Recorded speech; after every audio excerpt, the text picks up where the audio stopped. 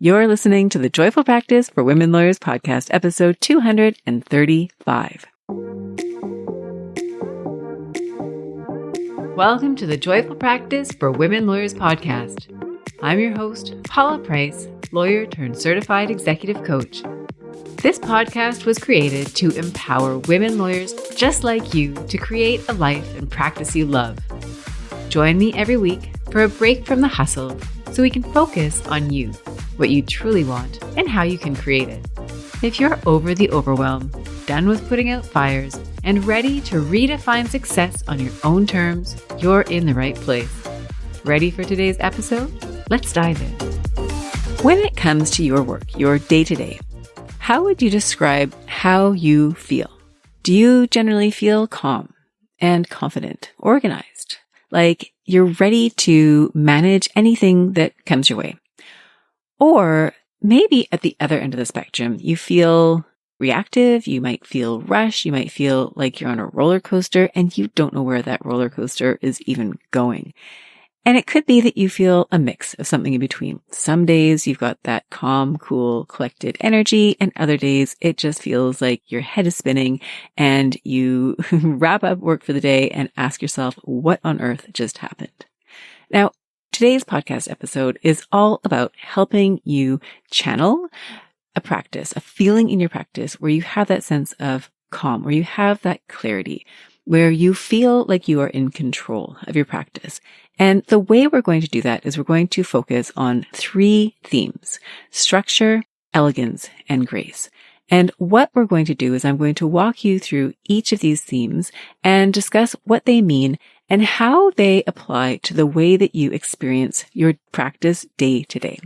So if you're excited about this topic, like I am excited to share this topic with you, then you are absolutely in the right place. And I'm excited for us to dive in today. And as we go through today's episode, what I would love for you to ask yourself is, what would your practice look like? What would it feel like? What would be your day-to-day experience of your practice if you had more structure, elegance, and grace at work? So with that, let's dive into our first topic, which is structure. Now, if you have listened to the podcast before, if you're familiar with my work, then you've probably picked up that I'm a big fan of structure. It is one of the themes that I like to hang my hat on, as it were. I see the structure as providing the foundation. I see it as creating the safety. It creates the roadmap.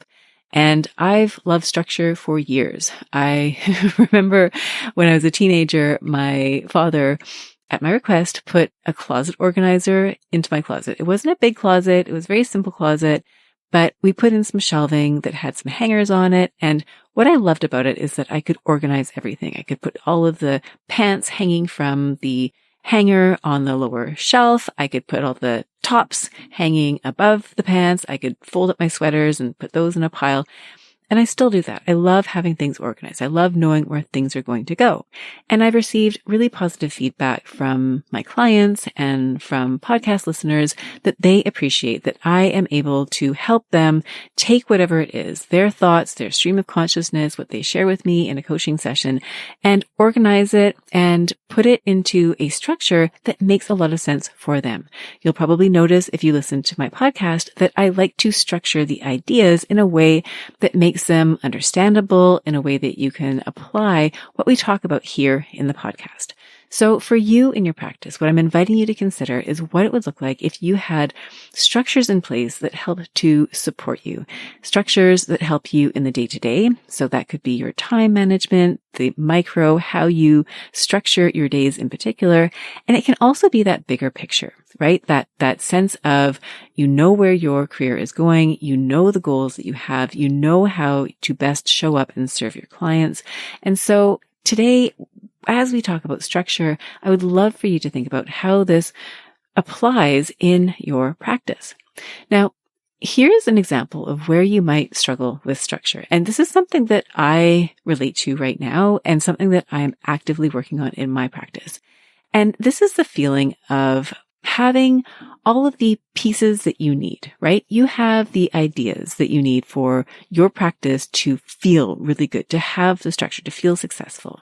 You know you've got the resources and the skills that you need to be the practitioner that you want to be. And yet you might feel like there's a bit of a gap between where you are and where you want to be. And what you're craving is a structure, the knowledge, the certainty that comes with having a very clear vision in mind and how you're going to get there. And an analogy that might speak to you, even if you don't cook, is that if you imagine yourself to be a chef and you're standing in the middle of your kitchen, I mean, you can put yourself in your kitchen, for example, and you know that within your kitchen, you have got every ingredient and every appliance that you could possibly need to make the world's most beautiful cake. You've got the flour, you've got the sugar, you've got whatever it is that you want to put in that cake. But you're unable to make that cake because what you're missing is the recipe. So you've got all the ingredients, but the recipe is missing. That's the role that the structure can play for you, because the structure will help you identify which of those ingredients need to be combined in what sequence, in what order, in order to produce that cake. And so here, as you're thinking about your practice, you've got everything that you need. You've got the smarts. You're brilliant. You've got the resources. You've got access to everything you need right now. And what could be missing is the structure, that recipe. And it makes perfect sense, right? As a lawyer, you may really crave structure. You may have really enjoyed the structure of law school, the structure of going through articles, the structure that is a law firm, the structure that is embedded within the work that you do, the rules that apply within your area of practice. But what you might find is that your career, your practice, the day-to-day lacks structure. There is no one single path to becoming a successful lawyer. And so you may need to be creating your own structure. Right? The rules for success may not be defined. They may be unclear. And so you may need to write your own set of rules for success so that you have that structure in place. And of course, as a lawyer, a busy practitioner who has a lot on the go, chances are you might think of structure and then say, well, but who has the time? Who has the time to come up with a recipe for baking a cake? I mean, if you think about cake recipes, how many times you have to try and fail to bake their cake before you land on the right recipe, right? So I get it. I can see how you would struggle with structure. I do too. And so what I'm inviting you to consider here is how you can start to incorporate structure, some structure, a little bit at a time, in order to make your life easier. So I'm going to offer you some suggestions, some ideas on how you can bring more structure into your practice in a way that is hopefully also elegant and allows for grace, which we'll talk about in a few minutes. So one way of structuring your practice that I find really helpful, I share this with my clients, I've shared it on the podcast before, is to look at your practice and break it down into 3 pillars. Those 3 pillars are very straightforward. One of them is the substantive work you do, what you practice. If you're a lawyer who works at a law firm where you send invoices based on the billable hour, your substantive work is the work that you do. It is your billable work. And so one pillar, as you're trying to create some structures in your practice, is to think about structures you might put around the substantive work that you're doing. What are you practicing? What do you want to do more of? What do you want to do less of? What kind of support do you need? What kind of training do you want to take to enhance, improve, develop your skills in your work, your practice, your execution of your billable work, if you want to look at it that way. So that's one structure, is the substantive work that you do. Another pillar is who do you work with? And this is a fairly broad pillar in the sense that when I think of this pillar, I think of your relationships. I think of the clients that you work with, right? If you think about substantive work, the way you do substantive work is by serving your clients. And those can be internal clients within your law firm. Those can be external clients. The lawyers or not the lawyers, although they could be lawyers. They could be referral sources who send their clients to you when there's a gap in what they can offer them and they know that you can fill that gap. The who is the client who comes and reaches out to you because they have a problem or they've got an opportunity and they want your help with that. Relationships also include the people that work for you, the people on your team, the people who report to you, as well as the people that you report to. So in terms of your practice, then you now have a second pillar. You can think about your substantive work. You can think about the people that you're working with. And then finally, the third pillar is your time, right? Your time and practice management. It is how you execute and deliver the work that you are providing to the people. And so you can understand or expect that that pillar probably includes time management systems. It probably includes your team, how you would delegate, how you would organize the workflow. And so when you take that big step back and you start to think of your practice using these three pillars, these three categories, buckets, then you can start to see how by breaking it down, you make it a lot more tangible in terms of structures that you could potentially put into place to support yourself in each of these. So for example, if time management is an area where you feel like you're struggling, you can start to think about what structures you might put into place. For example, planning your weeks more effectively. You might be thinking about how to schedule your days most effectively. You might think about tools to overcome procrastination if that's something that you struggle with. If you think about your relationships, you might be thinking about how to develop strategic relationships at work, whether those are internal to your office or external to your office, relationships that you want to build within the legal community. So what I've offered here then is a structure, a 3-pillar structure that you can use to evaluate and assess your practice. And quite meta, you can then incorporate some structure into each of those. Now, in terms of the type of structure that you might want to build, you may have goal-driven structures, right? This is where you set a goal for yourself and then you break it down. You have milestones along the way, and ultimately a measure of success. So for example, if time management was the goal, you might say, okay, well, I know that I will have managed my time when I'm delivering my work on time, I'm meeting all my deadlines, I have efficient days, I'm meeting my billable targets. So there's some external measurable goals that you have, some targets, some ways that you will measure success. It may also be intangible. You might feel less stressed at work. You might feel more relaxed. You might feel more confident that you will get done what you say you're going to do. And your goal might be broken down with milestones or checkpoints that will support you in reaching those goals. So it might be a weekly planning practice. It might be a strategy for planning your workday. It might be having theme days, regular meetings with your assistant. So you see where I'm going with this is that you can create structures and then additional structures that support you in reaching your goals. Now, another area where you might have structure is in systems. So if you find there are things that you do repeatedly in your practice, can you turn those into structures, systems, things that you just do on repeat or that somebody else could do for you instead of you having to do it? So what that could look like, we've just given the example of structuring your time. You can create systems around that. You might also create systems around intake calls for new clients, or maybe there's a certain type of court application that you do on repeat where you can create a system. I did that back when I was practicing.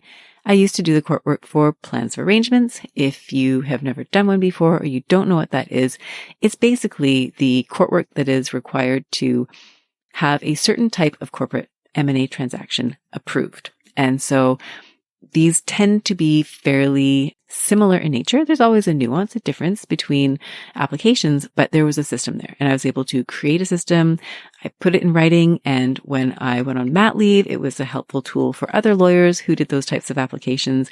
And I understand that even after leaving private practice, others relied on that roadmap to do plans of arrangements. And so you might think about where are areas in your practice where there's something that is repeatable. There's something that largely has a framework and you can develop that and you can use that framework. You can use that system, or you might allow someone else to have it. You might give it to somebody else so that they can use it. Other examples where you might notice that systems would be helpful. Maybe it's the way that you draft certain types of documents, whether they're contracts or memos or reporting letters. Is there a way of making it more streamlined? I used to work at a firm where we had these really neat litigation plans. And so it was very succinct, right? There were 5 categories and you would complete each of those categories. And then you had your litigation plan and budget, I believe. When I journal in the morning, I have a system. I have 5 questions that I ask myself every morning on repeat, and it just gives me some structure to my journaling practice.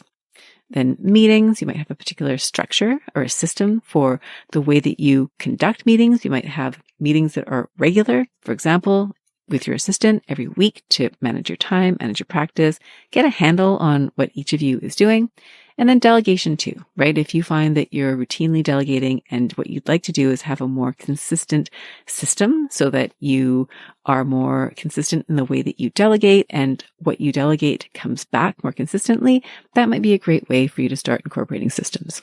So with that, before we turn to elegance, what I would love for you to consider are the following questions. Number one, what is one structure that if you were to build that into your practice would improve and enhance your experience of your practice?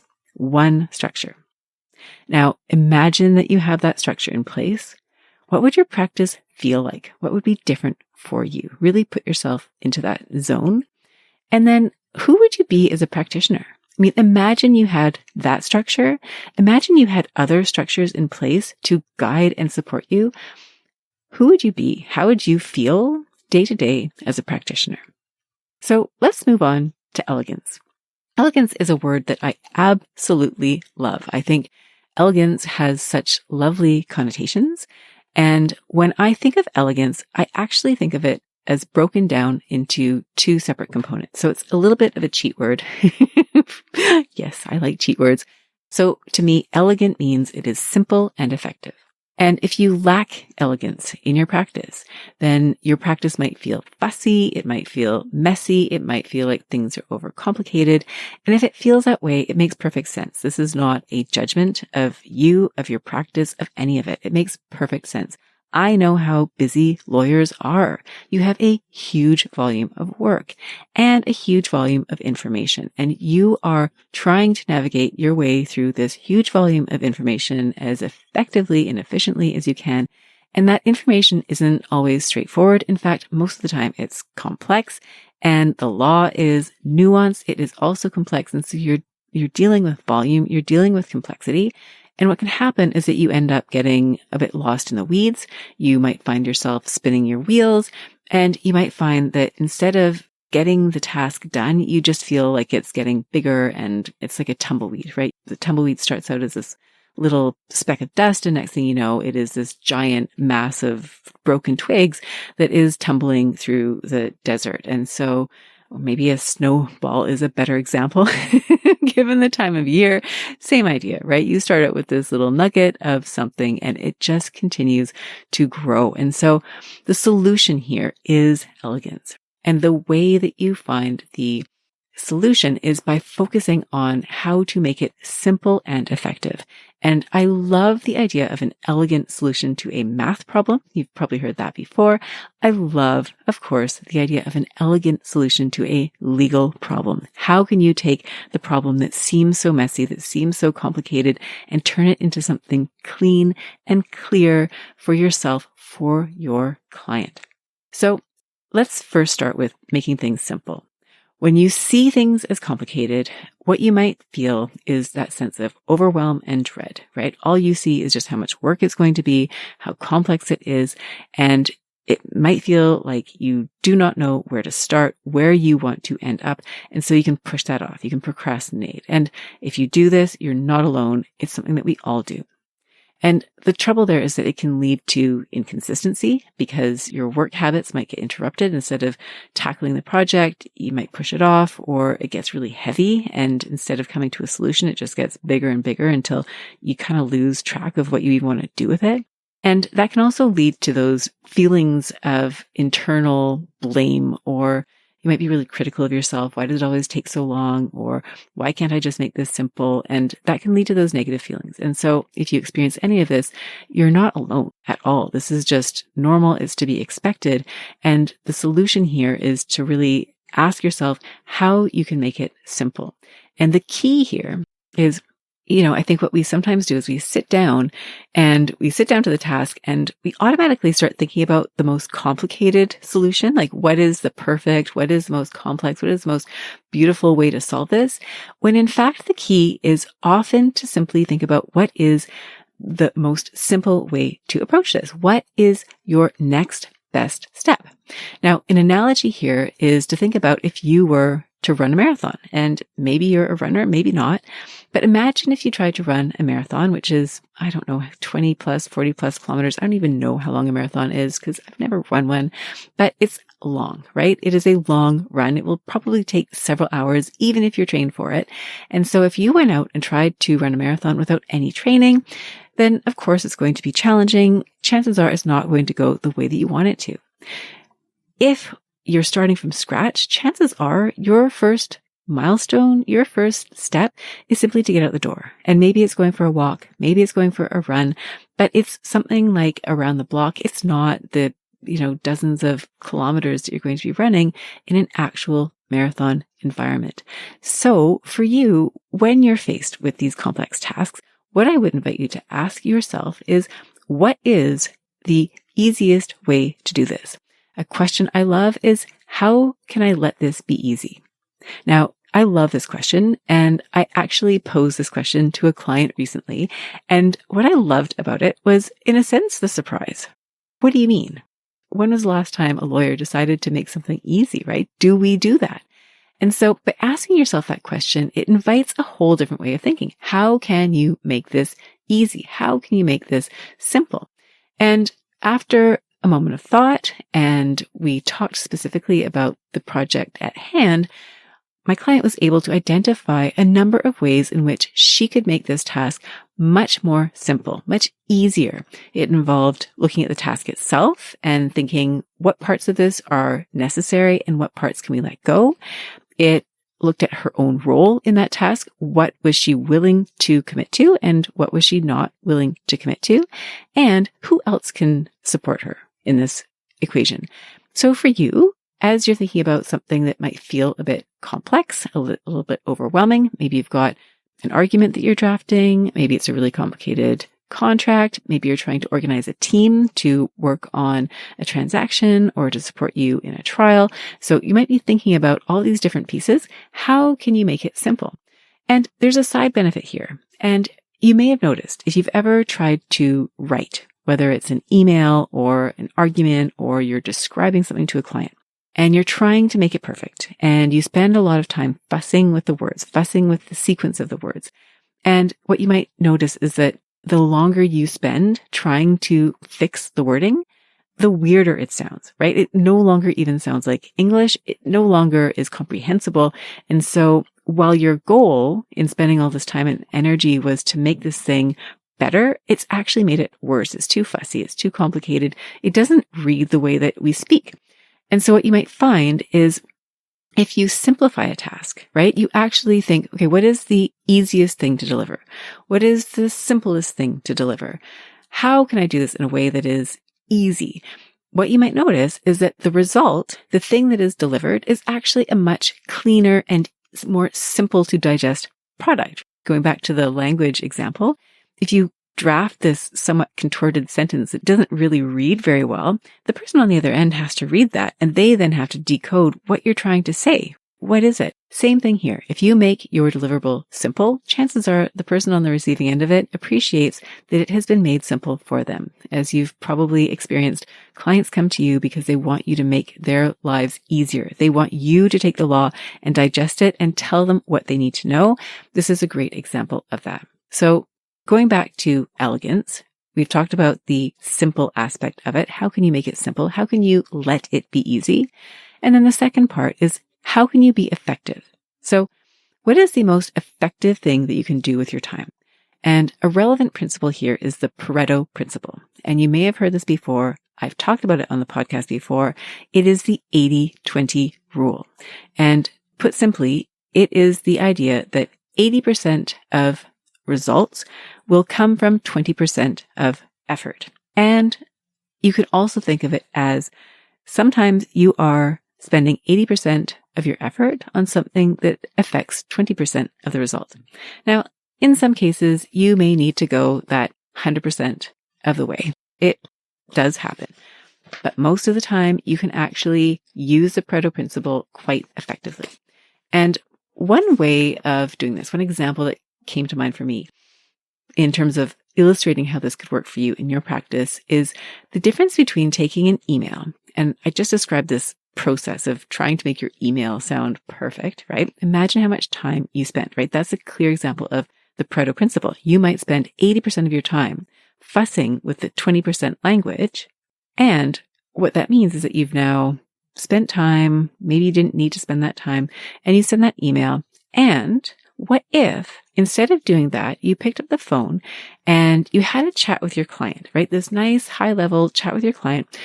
And the reason that I think this is a good example is because if we go back to those 3 buckets, think about the difference between the effectiveness of sitting alone at your computer, fussing with the words in an email that you then send to your client. So yeah, you're getting the work done. Yes. But you're not building a relationship with your client, especially, maybe if that email is so beautiful and then they think, wow, I'm so glad that Paul is my lawyer because look at that great email that she sent me. But it's not really the same as that more in-person connection. But okay, so let's say you get the substantive, but maybe you don't get the connection and time, right? Are you actually using your time in a way that is most effective? Versus, let's say you were able to have a call with the client, right? Maybe you're having that call, you have the opportunity to connect, you have an opportunity to experience firsthand what questions they have and then clarify questions for them. And so you've achieved those 3 buckets in a way that might be more efficient, right? And maybe you need to follow up with an email just to highlight some of the key points, but you can see how that may be a more effective use of your time. Now, of course, you'll want to know before you have that call. You want to be clear in your mind. And so maybe there's some pre-work that needs to be done there, but you see where I'm getting at. So the question for you then is when you're stepping back and thinking about having an elegant practice, bringing more elegance into your practice, these simple and effective solutions, you might ask yourself, imagine yourself as an elegant practitioner and ask yourself what that looks like. What does it look like for you when your clients, your colleagues associate you with clear, simple, elegant solutions? What does that look like? What does that feel like? And if you're already there, right, or you're almost there, what tweaks in terms of making things simple, in terms of making things effective, what tweaks could really amplify this for you? So we've talked a little bit now about structures. We've talked a little bit about elegant solutions. And now we're going to talk about the 3rd theme, which is grace. And the reason that I think grace is important here is that structure is fairly mechanical in a sense. When I think of structure, my mind turns to frameworks. Elegance has this simplicity. It has this effectiveness, this productivity almost attached to it. And where is the wiggle room for life? The things that are just going to happen. And that's why I think grace is important. Grace is the fluidity that allows for the unexpected, whether it's a welcome surprise, a gift, something that you are excited about, that you're happy about, and also the unexpected that maybe is not quite so welcome. That's the emergency call that comes in where something has exploded, it's on fire, and it needs your immediate attention. And that means that you are now rescheduling your calendar, you are reshuffling your priorities, and you are getting to task on something that may or may not be unpleasant. It might feel really stressful. And so we want to include that element of grace into your practice to absorb and be flexible for all of those things that you can't really predict. So with that, what I'm going to invite you to think about is, number 1, thinking about what grace would look like for you in your practice. If you mentally imagine that. And if you follow the podcast, then over the past 3 weeks, I did a series about how to incorporate less hustle and more ease into your practice, more peace. And we covered that from the perspectives of time management. We talked about speaking, and we also talked about emotional regulation, how to respond in the moment versus react. So if you listen to that series, right, if you listen to it or if you already listened to it, there's an element of grace in that already, right? This idea of more peace, more calm, less hustle.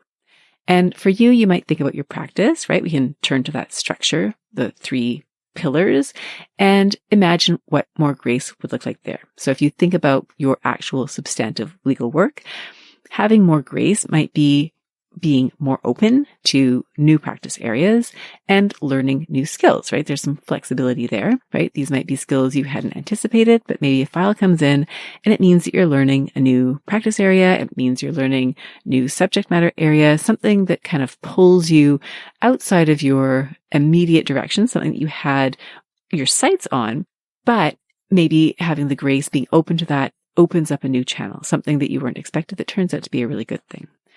It can also mean having grace with yourself and with others if things don't go right the first time. Think of the number of times where you prepare for all of the things that you think are going to go wrong, and then something comes up out of left field and you feel badly about it. You maybe blame yourself. You maybe blame others. You blame the situation. What if you were able to navigate a situation like that with more grace? What would that be like for you? So thinking about work, okay, it's having that additional grace in terms of what you're doing substantively and how things are going, right? As you learn, as you grow, as you expand your skills, having grace with yourself. The second bucket, the second pillar, of course, is people. So what would more grace look like there? Well, it might be being open to new experiences where you'll meet people that you would not otherwise meet. So that might mean going to networking events, going to events that aren't considered networking events, and just speaking with people and learning about them and seeing ways in which there may be potential opportunities for you to provide help to them, or maybe there are opportunities for your colleagues. So being open to meeting new people, speaking with new people, and just exploring that might be a way of introducing or adding to the grace that you experience within this pillar. Now, another approach using that framework of grace is the way that you engage with other people. So in your practice, for example, you might find that it's easy to judge, right? If somebody makes a mistake, or if opposing counsel says something and you don't like it, or if your client doesn't deliver the documents they said they were going to. And, we might feel that sense of judgment that kind of bubbles up. What if instead of judgment, we were able to channel curiosity? So that again would be an example of bringing more grace into your practice through your interactions with the people in it. And then finally, time, right? If you feel like time is really tight, that you're always behind, you're always in a rush. Yes, it's great to have some structures in place in order to manage your time, but can you add capacity? Can you have fluidity? Can you adapt your structures so that you're able to manage the interruptions, the new files that come in, the emergencies, the visits to your office by people who need to speak with you? So what fluidity can you introduce? What grace can you have in terms of your time management so that you're able to roll with the punches, as it were? You're able to adapt as you go. So with these ideas, these buckets in mind, these pillars in mind, I invite you to consider what your practice would look like, what it would feel like with more grace. So that might mean you're delegating and giving feedback to your juniors with an open mind. Maybe you find that there are fewer conversations that you're dreading, right? If you see feedback right now as something that is difficult and unpleasant, and instead your approach shifted, right? It becomes a learning opportunity. It becomes an experience to learn more about where your associate or junior is at, how you can support them, how you can work better together. That might improve the relationship. It might improve your experience of delegation and their experience too. It might mean you're also getting from that relationship more of what you need, right? The deliverables are aligning with what it is that you need, what you're asking for, what you think that you are asking for. It could also mean that you are learning about an emergency. So imagine you're at the office and you're going about your day. You have everything planned out. You know exactly what you're going to do that day, and the phone rings and it's not good news, right? This is going to require that you completely recalibrate your schedule. You're going to have to cancel meetings. You're going to have to push off some deadlines, and you're able to do that, right? You're able to make those shifts without overly explaining yourself, without feeling like you have to fall over yourself, apologizing. You manage to navigate this with that sense of grace, with that sense of confidence, because you've got that focus on being graceful within your practice. It can also mean you send an email, and once you send that email, you see the typo, I mean, who has not had that experience of sending an email, then you realize, like there was a mistake. Sometimes it's even in the reline and then you're even more embarrassed. But what if? What if you weren't then embarrassed? What if you saw the typo, realized it's really not going to change anything, it's immaterial, and from there you're able to say, I'm human, like this happens and it's going to be okay, and you can move on instead of ruminating for the rest of the day, right? I know I've done that. And I've done it both ways. And believe me, when you can give yourself that grace, it feels so much better. It frees up your mind to focus on other things. So to summarize then, the question here that I'm inviting you to ask yourself is, what would your experience of your practice be like if you had more structure, elegance, and grace? Now, if you choose to incorporate these into your practice, there will be some challenges. And I'm going to share with you some of the challenges that I think you might encounter. Number one is the vision of what this could look like. And hopefully by going through these examples with you today, I've already helped you cast a vision of what would be different in your practice, some tangible ideas that you could incorporate into your practice that would elevate your experience of it.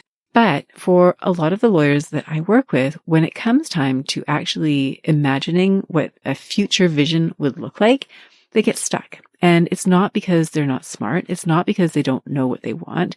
It's because they haven't really been thinking about that question. You're busy. You're focused on the day to day. Stepping back and looking at the big picture is sometimes a skill that we need to develop. And so you might find that as you try to imagine what that would feel like, it feels far off. You can't really imagine what it looks like. And so you might struggle to create a vision. Now, another place where you might find it challenging is when you think about structures that you could put in place to make your practice run more smoothly. Now, I asked you earlier to think of a single structure, and maybe that was easy for you, in which case I think that's amazing. And I really, really hope that you're able to implement that structure and then continue to build on that. But what you might find is that sometimes it's really challenging to identify what structures you might need and also how you might build those structures to support you in practice.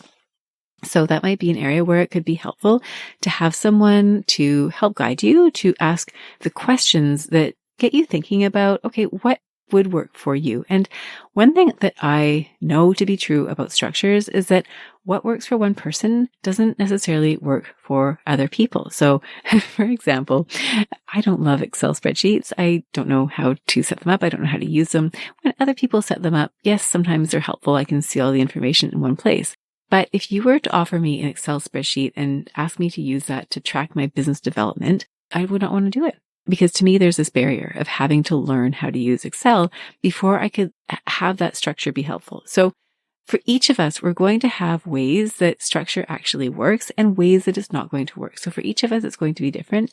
And the key to creating a structure that sticks is to build one that's actually going to work for you. Another challenge, time. This is one that often comes up with the lawyers that I work with is, how do you carve out the time? Yes, I'd love to have structures in place, Paula, but where? Where in my schedule does this come into play?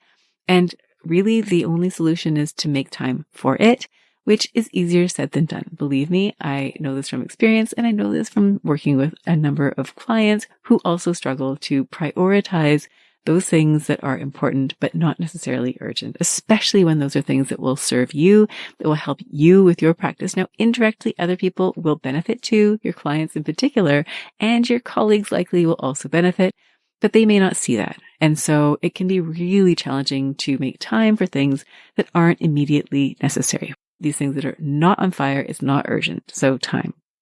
Accountability. So even if you start down this path, sometimes it can be really hard to stay accountable to yourself because I know your life is busy, right? You might think, Paula, that's great. I'd love to have more grace, but right now I just need to get the job done.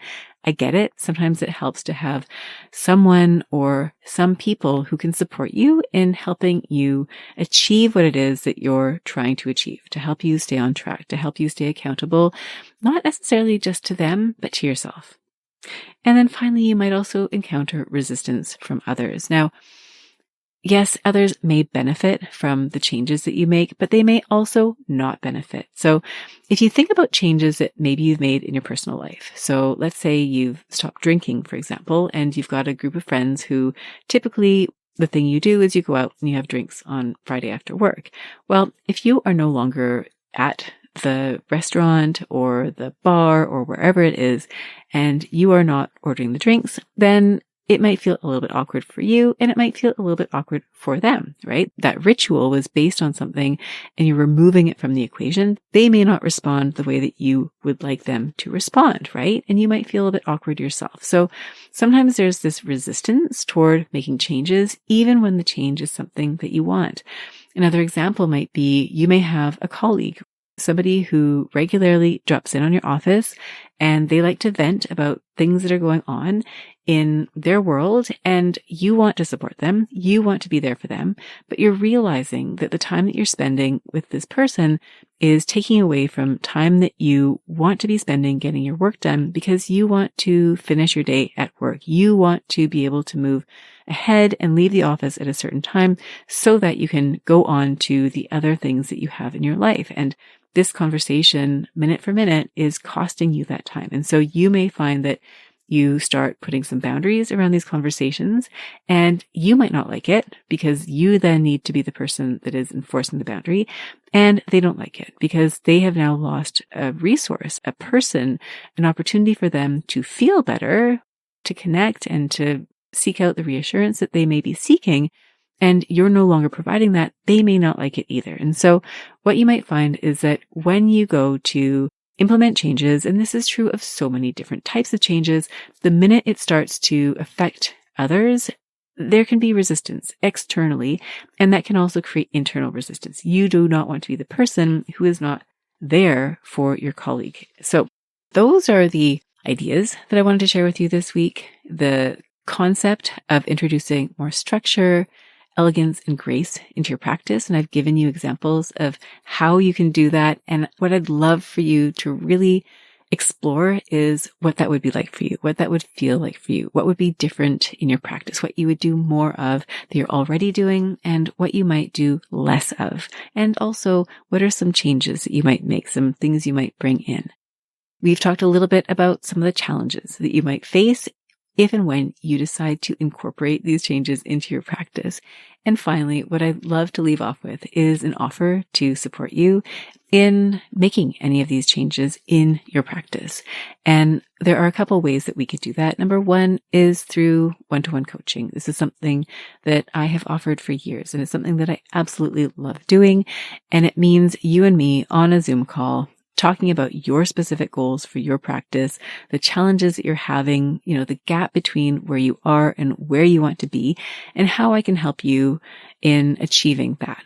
Setting up the timeline, setting up the framework, setting up the structure. What is it that you want to do over a certain period of time? And that sometimes is a job transition, but often it's not a job transition. Often it is creating clarity around your career path. Where is it that you want to go? What is important to you about your work?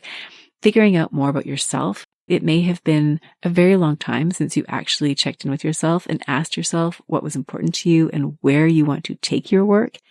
You may have never done that before. And so it's an opportunity to learn more about you, learn more about the opportunities that surround you, where you are right now, and if you were to move, and how you could create changes regardless that would allow you to have that sense of structure, to allow you to have those milestones, those goals, so that you're feeling like you're moving forward, even if nobody else is giving you a checklist for you to follow. It means getting control over your time. So if you think about the way that your practice feels, maybe you want some support in establishing systems, setting up time management in a way that you feel confident, that you have structures in place, that you have systems that you follow, that your weeks follow a certain routine and cadence so that things get done when you anticipate. And if they don't get done because there's been an interruption, because there's been an emergency, everything on your list gets a home, or it gets postponed, or it gets delegated, but you're not panicked, you're not worried, you're not constantly feeling behind. And then finally, it's the process of becoming. If you think about coaching as having different levels, there's also the who, right? There's a how and there's a who. And what you'll find is as you become more intentional about where it is that you're trying to get to and how you're going to get there, it's becoming the person. It's becoming the leader of yourself, the leader of others, the leader in terms of your own practice and what that requires of you, who you are becoming as a practitioner, the role that you are stepping into. So if you imagine yourself going back to that kitchen analogy, right? You're standing in the kitchen, you don't know what ingredients you need to use or how to put them together to bake the cake. You are a different person. Once you have baked that cake, you are a different person. You have the confidence, the clarity, the know-how, the experience to prove that you are the chef that baked the cake. You, after coaching and figuring out how it is that you want to create your practice, how you're going to do it, and who you need to become, that's when you do that transformational who type of coaching to become the leader, the practitioner that you want to be. So I can support you with that through individual coaching. I'm also offering a group coaching program in January. It's a program I've been offering to women lawyers over the past 3 years. It is a 6-month program. It will be running from January to the end of June. We have a structure in that program, one where you set a goal, and then we work through a number of different themes in order to help you and support you in reaching that goal. So you pick the goal. Now the goal could be something related to your work in terms of advancing. Often it's around a partnership transition. If you're becoming a partner or you are a partner, but you're wanting to elevate your leadership role within your firm. Sometimes it is you've transitioned into your own practice and you want to enhance some aspect of that, whether it's business development, whether it's skills development, whether it's having more balance, right? You may find that your practice is really busy, it's really successful, and you've also noticed that you're teetering on burnout. You want better boundaries. You want your practice to feel more sustainable. So that might be something that you bring to the equation. You may be going through a transition, right? You're in job A. You want to go to job B. You don't yet know what that job is. And so you want support and help in terms of making that transition. It could also be clarity about career decisions, right? Maybe you don't want to go anywhere, but you do want to go through the exercise of creating that vision for yourself. What does that look like for you? If you had a clear roadmap for your practice, what would that be? So if you're interested in that, please do reach out to me. I will be preparing the information, the registration information, the course information, everything that you need to know over the next couple of weeks so that that is available online. And I'll post the links to that, of course, when that's ready. But if you know that you're interested, then there's no reason not to reach out to me. I would love to talk to you more about what that looks like, the themes specifically that we cover over the 6 months. And so please do reach out and you can send me an email, pprice@uplevellawyercoaching.com. You can send me a DM on LinkedIn and you can also reach out to me via the submission form on my website. So please do reach out to me if you're interested. All that information will be in the show notes that come along with this episode. And if this speaks to you, if the idea of a practice where you feel more in control, where you feel more confidence, where you have more clarity over where it is you're going, please do reach out. I would absolutely love to support you in that. So with that, I'm going to wish you a beautiful week, a week of more structure. It doesn't sound super exciting, but it really is. It is the foundation. A week where you have that structure and the confidence that comes along with having that structure. I wish you elegance. So finding those simple and effective solutions. And finally, grace, being able to navigate, to roll with whatever comes your way and to feel good about that. So thank you for joining me. It has been such a pleasure and I look forward to reconnecting again next week. Bye for now. If you enjoyed today's show and don't want to miss an episode, subscribe and follow the show wherever you listen to your podcasts. If you haven't already, please leave a rating and review. Your feedback will help me create a podcast that's tailored to your needs and goes straight to the heart of what matters to you. Thank you for listening to this episode of the Joyful Practice for Women Lawyers podcast. If you want more information, visit www.thejoyfulpractice.com. See you next week.